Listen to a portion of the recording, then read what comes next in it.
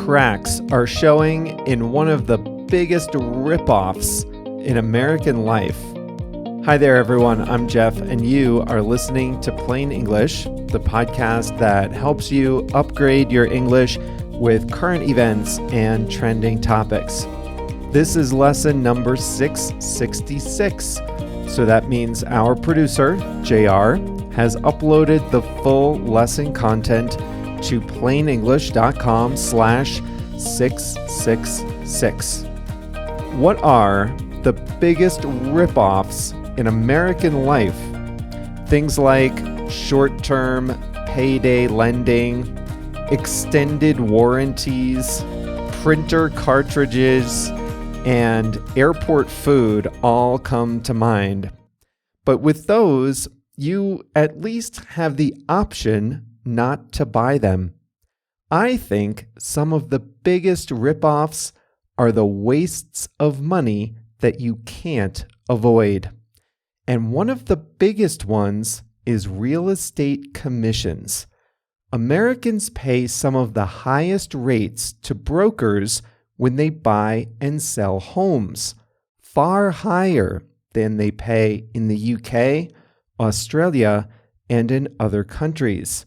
But now, after a recent court judgment, American home buyers and sellers may be getting some relief.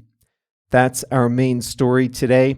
As you know, in every plain English lesson, we show you exactly how to use an English expression. The expression I'll share with you today is to put something in the best possible light. I think we're ready. Let's get started.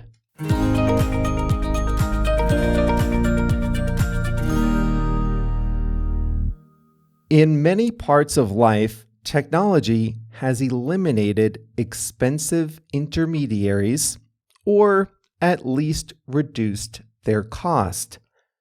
You don't need a travel agent to book a cruise, a plane ticket, or a hotel room. You don't need an expensive human stockbroker to buy and sell stocks.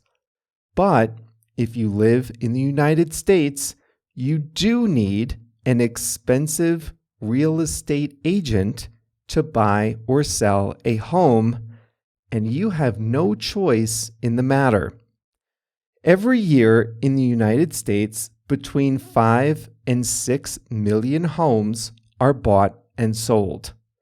The total value of homes traded last year was about $1.5 trillion. And in about 90% of sales, the buyer and the seller use a real estate agent. The agents earn a commission to help facilitate the sale. The commission is calculated as a percentage of the selling price of the house. The custom is that the seller pays the commission from the proceeds of the sale, and the seller pays both sides. That means the seller's agent gets about 3%, the buyer's agent gets about 3%, and it's all deducted from the payment that the seller receives at closing. Real estate agents do important work. Sellers' agents help homeowners determine the asking price. They arrange for professional photographers to show the home in the best possible light. They write a description of the property. They help the sellers choose which offer to accept. They host open houses and arrange for buyers to see the property. Buyers' agents can help home buyers get to know new neighborhoods, take tours of homes for sale, and submit offers. They advise buyers on how much to offer. They recommend local inspectors, and they help people through what can be a stressful and confusing time. So they do good and valuable work, and they should be paid for the work they do. But the problem for home buyers and sellers is that they don't have any choice in the matter. They have to hire an agent even if they don't want to. And they have to pay the full commission even if they don't need all the services an agent provides. That's because the trade organization representing real estate agents has one key stranglehold on the industry. They control the database of homes listed for sale, and they use that control to their advantage. In the US, if you want to browse homes for sale, you can go to Realtor.com, the official site of the real estate agents. You can go to any single agent's website. You can go to a third-party site like Zillow. But all the data comes from just one place, the local databases controlled by the agents. And in that database, agents create a record to publicize a home for sale. Right inside that record, the seller says what commission they're offering buyers' agents. In practice, this means that agents from both sides tacitly work together to guarantee a high-priced commission for themselves, and this often happens without customers' knowledge. For real estate agents, this is a cozy arrangement. Home buyers typically don't mind. They get full service for free since the seller pays for it. And home sellers are afraid to negotiate a lower commission because they want their listing in the database and they want buyers to come to their house. And so it won't come as a surprise to you that real estate commissions are higher in the United States than in almost any other country. In fact, Americans pay double or triple the typical commissions in many other developed countries like the UK and Australia. But recent court cases have challenged this arrangement. Homeowners have sued the National Association of Realtors, the Agents Trade Association. The homeowners say the agent's control of the database amounts to monopolistic behavior, and that they, the sellers, are harmed because they are forced to pay commissions that are too high and not determined in a competitive market. Juries are starting to agree.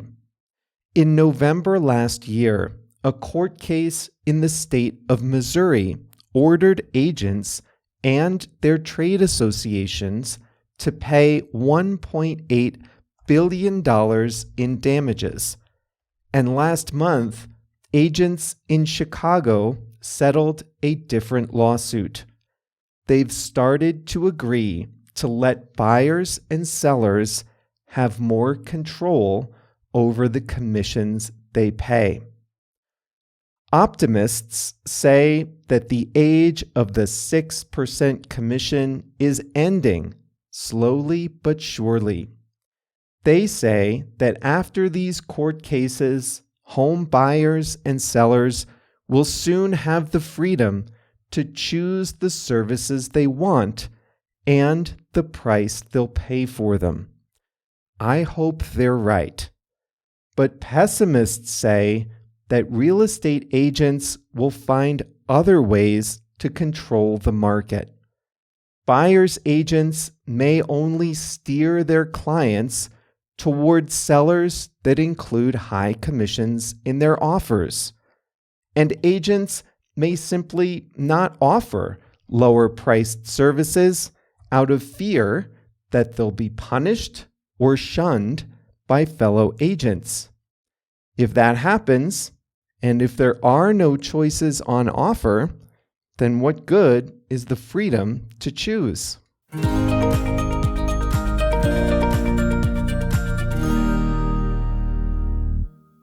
We pay 5.5% to 6% of every home sale just to the agents. The typical home sells for $400,000 US. So that means that home sellers pay on average $24,000 just in commissions to the agents. Now, I said earlier that agents do good and valuable work and they should be paid for it. But this is out of all proportion to the value they add to the process. I've bought 2 homes and sold 1. Both times I bought a home, I did probably 80% of the agent's work myself. And the fact that agents control every aspect of buying and selling means that technological improvement is just shut out of the whole process. There's no room for innovation.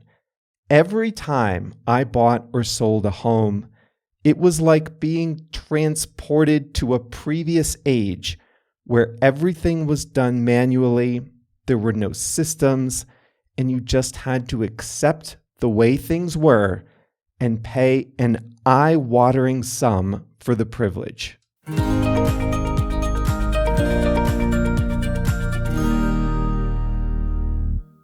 Today, I'm going to show you how to use the expression in the best possible light. We typically say to paint something or to put something or to describe something in the best possible light. Sometimes in life, there is an objective truth. This house was built in 2010. That means a house was constructed in the year 2010. If you said it was constructed in 2017 or in 1990, then those would be untrue statements. But often there are shades of gray.